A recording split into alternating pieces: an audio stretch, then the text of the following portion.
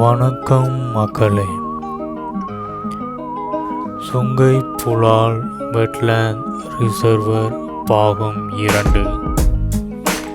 இந்த காணொளியின் வாயிலாக கடலோர பகுதிகள் மற்றும் கடலின் அழகை ரசிக்கலாம் வாங்க மக்களே.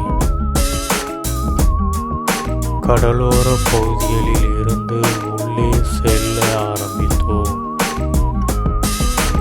கடலின் இரு புறங்களிலும் அழகிய மரங்கள் மற்றும் செடி கொடிகள் பார்ப்பதற்கு மிகவும் அருமை. அந்த இடத்திலிருந்து கடல் நீரை பார்ப்பதற்கு அருமையான காட்சி மக்களே. தொடர்ந்து உள்ளே செல்ல ஆரம்பித்தோம். அப்பொழுது ஓர் அழகிய கூடம்.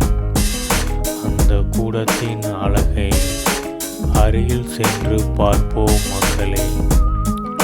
அந்த கூடத்தின் வெளிப்புற அழகு மிகவும் அருமை. வாருங்கள் உள்ளே சென்று உட்புற அழகை பார்ப்போம். இந்த கூடம் முழுமையாக மரப்பலகைகளால் செய்யப்பட்டது. அதன் அடிப்புறத்தில் இருந்து உயர செல்ல செல்ல அதன் அழகு மிகவும் அருமை மக்களே. அந்த இடத்தில் இருந்து கடலோர பகுதியை ரசித்தோம்.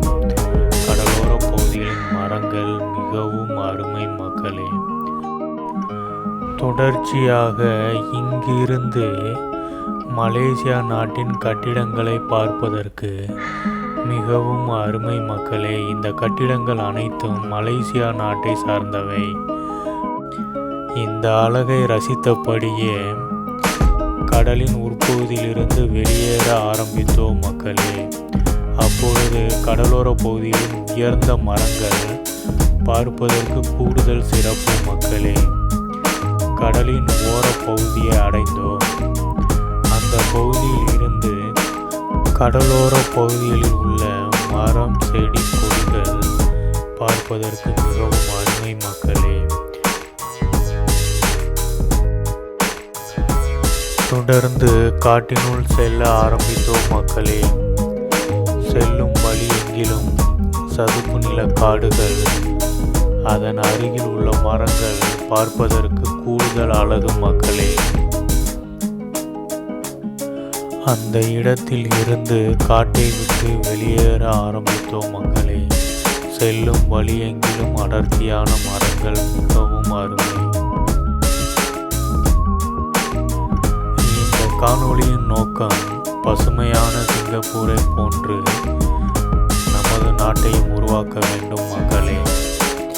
இந்த நாட்டின் பசுமையான இயற்கை காட்சிகளின் அமைப்பு மற்றும் உயர்ந்த மரங்கள், அழகிய இயற்கை தாவரங்கள், செடி கொடி மலர்களை போன்று நமது நாட்டையும் உருவாக்க வேண்டும் மக்களே.